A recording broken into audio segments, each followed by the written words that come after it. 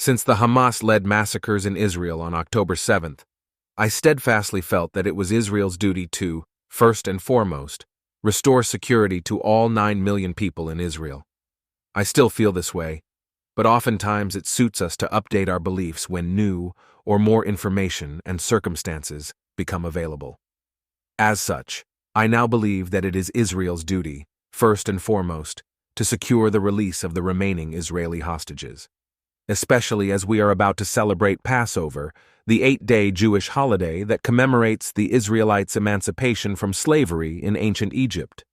According to the Talmud, a record of rabbinic teachings, 80% of the Israelites, the Jews, never even left Egypt. They were so steeped in Egyptian culture that they were unwilling to join the Exodus. As such, they were lost to the Jewish nation forever. In other words, 20% of the Jews effectively sacrificed 80% of them. And in hindsight, that appears to have been the right decision. So too must we look at the remaining 130 or so Israeli hostages. While they are next to nothing in numbers, they could be any one of our brothers and sisters, aunts and uncles, friends and colleagues. It is our duty to the Jewish people to send the message, if it is not too late, that we prioritize saving Jews over killing terrorists. For there is always more time to kill terrorists, and killing more terrorists, as well as their aiders and abettors, that is Iran and Qatar, Israel will do. Indeed, since World War II, Israel has probably assassinated more people than any other country in the West. Executing these individuals identified as direct threats to Israel's national security sends a clear message that, if you are an enemy of Israel, we will find you, wrote Israeli journalist Ronen Bergman, who authored a book on the topic. This means that the Israel Defense Forces must add or bolster units whose sole job it is to take out terrorists, destroy their infrastructure, and punish their collaborators. And it must be a nationwide task, in memory of October 7th, that the Jewish state will never allow something like this to happen again. Hence, every Israeli must be drafted to the IDF, most notably the ultra-Orthodox. Yeah, I know, ultra-Orthodox Israelis pray all day, every day for Israel. But the reality is, all those prayers for Israel did not prevent the Hamas-led massacres of October 7th.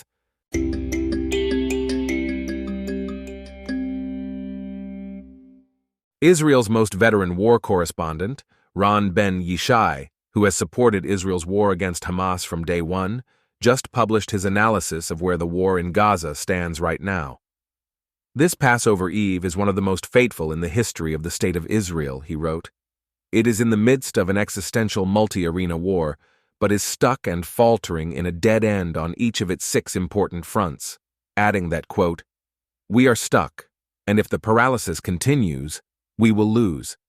The attempts to free the hostages have not borne fruit. The entry to Rafah is not advancing. There is no substitute for Hamas in Gaza. The end of the fighting is not within sight, or the normalization with Saudi Arabia.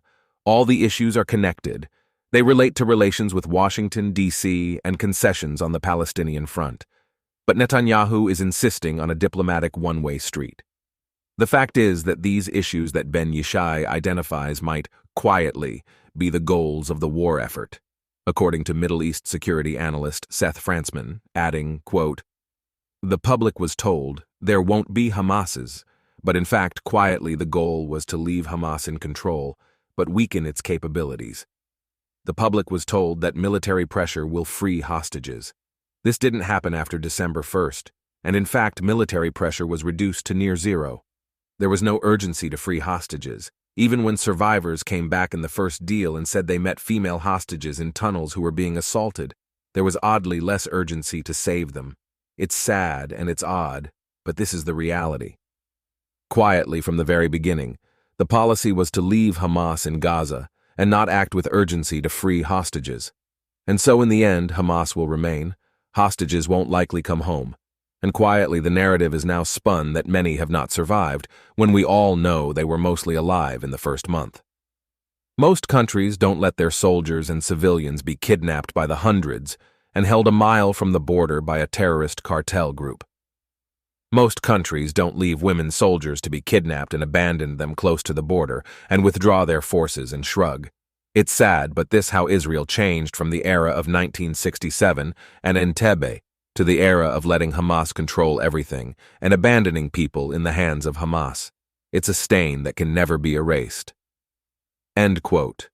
Thus, getting the remaining hostages out of Gaza seems like a noble victory, at least for now. And just because the war against Hamas might end without Israeli Prime Minister Benjamin Netanyahu's now cliched and mostly empty words of quote-unquote total victory, this does not mean that the war against Hezbollah and ultimately Iran also ends. From my vantage point, that war has barely begun. The idea of handing Hamas a victory and allowing them to survive as the governing power in Gaza is unsettling, but Israel can work with regional and international partners to do away with much of their resources and breathing room. As for Hamas's leaders, they are all of the utmost targets and will probably need to live in tunnels, incessantly paranoid, for the rest of their lives. That might be worse punishment than assassination and the so-called 72 virgins awaiting them. In any event, Hamas never offered a permanent ceasefire, nor are they negotiating for one. The ceasefire that Hamas is offering and negotiating for is actually one of unspecified duration that will end again whenever Hamas feels like attacking Israel again. Israel must do the same. This war ought to end if that means securing the release of the remaining hostages, but we, Israelis, have to go back to the kind of the unapologetic vigilance that made the Jewish state's defense and deterrence what it used to be. That means rampant assassinations of terrorist organization personnel in countries across the region. No country, Iran included, should be off limits. Part of this ought to mean putting every Palestinian in the West Bank and Gaza on notice. If you have any connection to any terrorist organization, such as but certainly not limited to tunnels underneath their homes, or a child who attends a Hamas quote-unquote summer camp, you are a target. Don't want to be a target. Disassociate from the terrorists, leave the Palestinian territories, or pray that we do not harm you.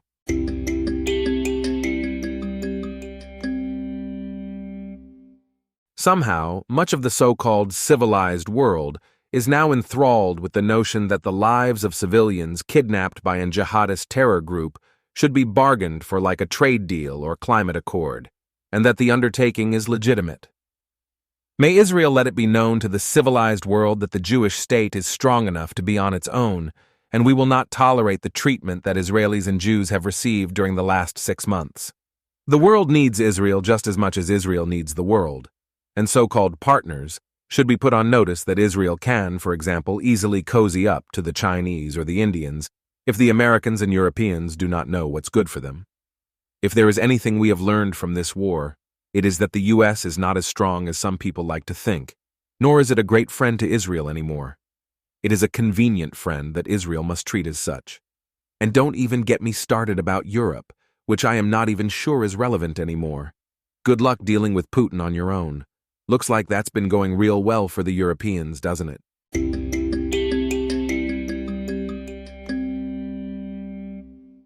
Israeli Prime Minister Benjamin Netanyahu must go, if that is indeed what the Israeli electorate desires, but so too must Joe Biden, as well as large swaths of the current political leadership in the United Kingdom, other parts of Europe, Canada, and South Africa.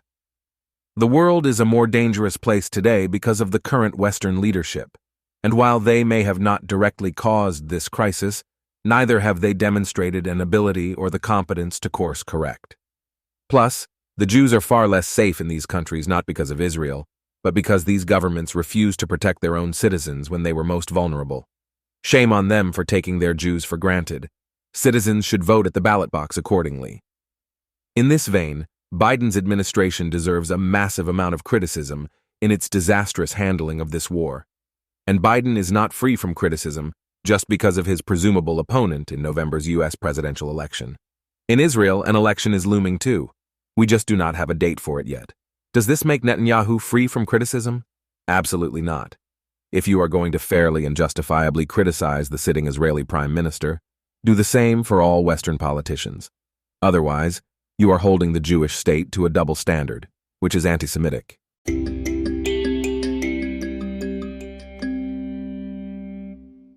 During this past weekend, rumors circulated that the Biden administration is planning to sanction an IDF unit.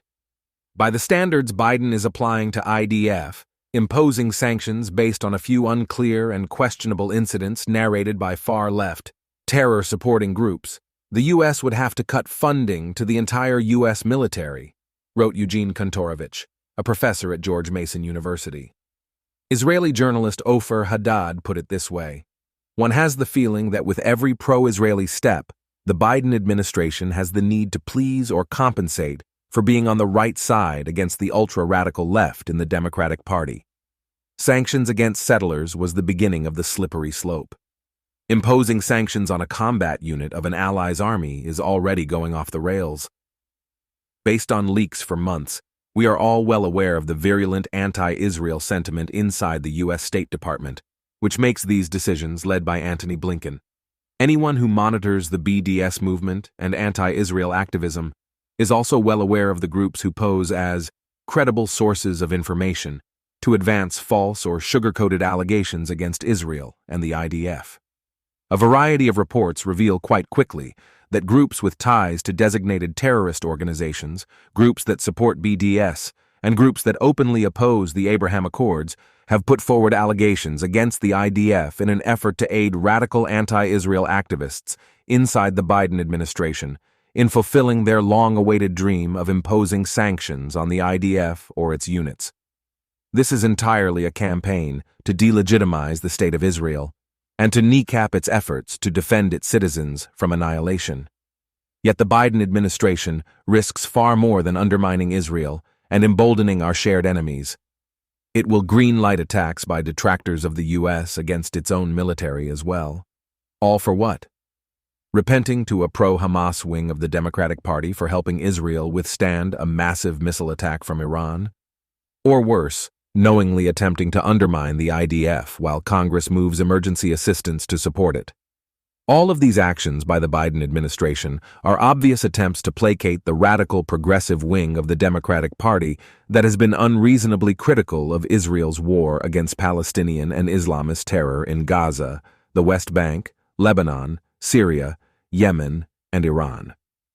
All this talk of a radical wing reminds me of an article from the Times in 1935, which said, quote, "Herr Hitler's speech to the special meeting of the Reichstag at Nuremberg may not have fulfilled all the expectations of the deputies who were so suddenly summoned together. But our Berlin correspondent considers that for domestic purposes it was a masterstroke of party stagecraft.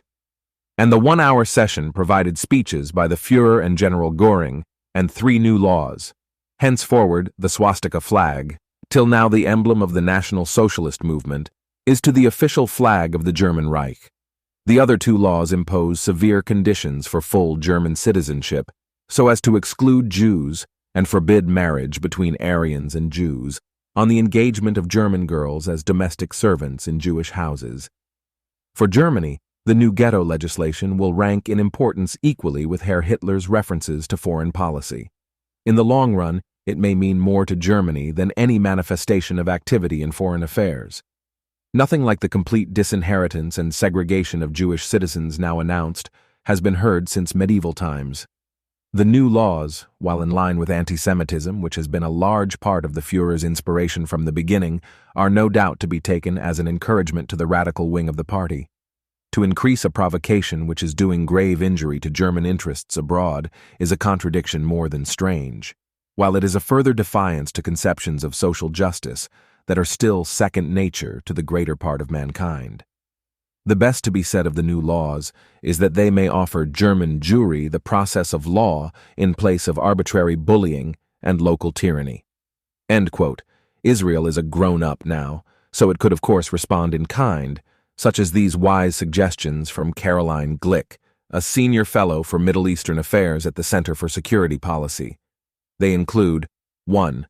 Banning all U.S. embassy personnel from entering Judea and Samaria, also known as the West Bank. 2. Banning the terror-supporting, Jew-hating Palestinian Authority from using the Israeli banking system. 3. Arresting all Palestinian Authority personnel that incite terrorism and Jew hatred. That's all of them. And 4. Attacking Iran's nuclear facilities and oil and gas platforms.